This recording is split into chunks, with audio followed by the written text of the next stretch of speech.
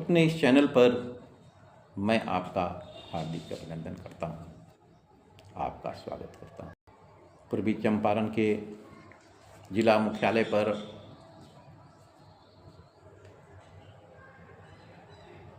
पंद्रह तारीख से अपने देश के DRDO यानी रक्षा अनुसंधान और विकास संगठन, defence research and development organisation खोज संस्थान का यहाँ भव्य प्रदर्शनी लगा हुआ है। उस भव्य प्रदर्शनी में मुझे कल जाने का मौका मिला और मैं वहाँ गया, घूमा।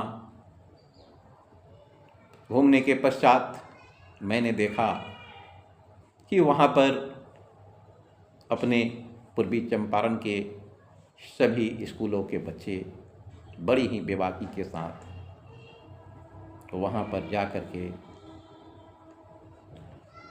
जो अपने देश के द्वारा दूसरे देश से आया हुआ जो आर्म्स सब है उन सभी को देख रहे थे, समझ भी रहे थे, उसके बारे में सोच भी रहे थे।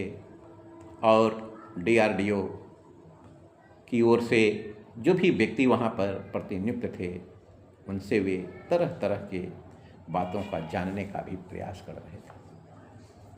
मैंने इस उत्सुकता को बड़ी गंभीरतापूर्वक देखा, सुना और समझा। तब मैंने अपने इस चंपारण के बच्चों के बारे में बहुत सारी बात जो मेरे हृदय में आया वह मैं आप सबों के साथ साझा करने का योजना बनाया और मैं अभी कर रहा हूँ।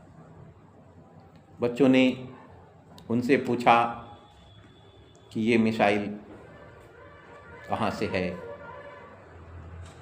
तब वहाँ के लोगों ने बताया कि यह मिसाइल फ्रांस से आया। एक बच्चा वहाँ प्रश्न किया कि श्रीमान, यह मिसाइल हम फ्रांस से खरीदते क्यों हैं? क्या हमारे यहाँ यह मिसाइल नहीं बन सकती? तो उन बच्चों को DRDO विभाग की ओर से जो यहाँ वहाँ पर प्रतिनियुक्ति में बैठे हुए जो अधिकारी थे वे समझा रहे थे। एक समय था कि जब अपने यहाँ ये हथियार सब नहीं हुआ करते थे। अब यह देश के लिए अत्यंत आवश्यक है, नहीं है तो खरीद के आया। लेकिन जब वहाँ से आया तो इन सभी हथियारों के ऊपर अनुसंधान हुए और उस अनुसंधान के पश्चात अब अपने यहाँ भी बहुत प्रकार के हथियार बन रहे हैं। वहाँ पर मैंने बगल में देखा कि एक मिसाइल था। उस मिसाइल को हम लोग क्या बोलते हैं, ब्रह्मोस, वह भी बगल में था। उससे थोड़ा सा और आगे जब हम लोगों ने बढ़ा तो वहाँ पर रडार सिस्टम भी था और उस रडार सिस्टम कैसे जो है किसी चीज़ को डिटेक्ट करता है, कैसे उसको दिशाहीन करता है, कैसे उसको जैमर के माध्यम से उसको दिशाहीन करके डिस्ट्रॉय करता है। इस सब सूचनाओं के बारे में बच्चे बड़ी व्यग्रता से प्रश्न भी कर रहे थे, समझने का प्रयास कर रहे थे। इसके पश्चात वहाँ से बगल में एयरफोर्स के, फिर वहाँ आर्मी के कुछ टैंक के बारे में भी बच्चे बड़ी उत्सुकता के साथ जानकारी ले रहे थे। ये टैंक कैसे चलता है, कुछ टैंक चक्कों पर थे, कुछ चेन पर थे, उन सब के बारे में पूछ रहे थे। ये टैंक ये ज़मीन पर कैसे चलता है, चेन वाला सिस्टम कैसे जो है सो आगे बढ़ता है। यदि हमारा टैंक कहीं ख़राब होता है तो कैसे हम लोग उसको उठा करके ले जाते हैं। हमारी देश की सेना लड़ाई के समय जब लड़ाई करने के लिए जाती है तो कोई जड़ी नहीं है कि वहाँ कोई आहत नहीं होता है, जख्मी नहीं होता है, घवाहिल नहीं होता है। जब वह व्यक्ति वहाँ घायल होता है, जख्मी होता है, तो उसको कैसे हम लोग ला करके उसका उपचार करते हैं, इस सब बारे में, इन सभी चीज़ों के बारे में हमारे बच्चे बड़ी ही उत्सुकतापूर्वक पूछ रहे थे। इसके बाद मुझे जाना हुआ सबमरीन के तरफ। वहाँ के तरफ भी जब मैंने गया तो देखा वहाँ पर भी कई प्रकार के